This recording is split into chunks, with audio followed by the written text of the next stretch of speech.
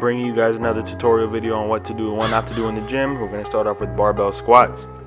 So both slides are correct. First, I like to take at least 3 to 4 steps. One regular one, a large second one, and a third one to just minimize and even it up. We start with legs shoulder width apart, core braced, head up. We're looking straight and keep our spine neutral. We're going to squat down into parallel, which is about hips equal with your knees. But for me and Donnie, we specifically like to go deeper than that just because we can and get the full stretch and flexibility with the range of motion. This next part here will show you definitely what not to do on the right side as opposed to the left.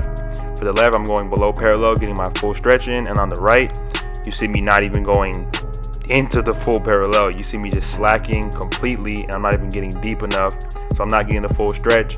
I'm basically just wasting my time in doing hack squats, which is a completely different exercise for different types of muscles in the body. So yeah, just don't do this, please stop. This is the barbell deadlift, and basically we're going to start out with our legs about shoulder width apart, hands outside of shoulder width slightly. We're going to have our back straight and our serrated hovering over the bar, and it's going to be one fluid motion with our hips hinging out.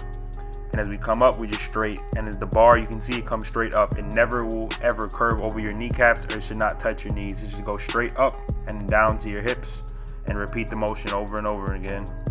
Remember to keep your back straight. Your head should be forward looking down, just so you can keep your spine neutral with the rest of your body. You want to keep your core braced, and you want to make sure your arms are completely straightened throughout the entire motion, unless you want to risk tearing a bicep or any other ligaments.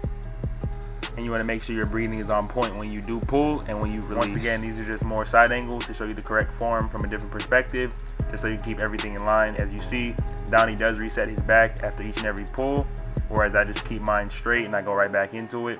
And it all depends on the form and the person, so do what's best for you. This is the leg press. I highly suggest you don't do the leg press. It is good for hypertrophy, meaning your muscles will grow larger from it just because the strain and the stress, but keeping your knees at such a fixed angle, honestly and truly, is not a good idea in my book, just for the joints. And I would say if you want to do something like that, stick to squats and lunges. So it's all up to you, but once again, I highly recommend against doing leg presses. This exercise is called the box jump, and it's very good for explosiveness and increasing your vertical jump. A lot of athletes incorporate this into their routines, and at the end of our workout session with our legs, me and Donnie will usually jump up on the box as high as we can, and then we'll stand up at the top. It's very good just at the overall for sweat and increasing your power.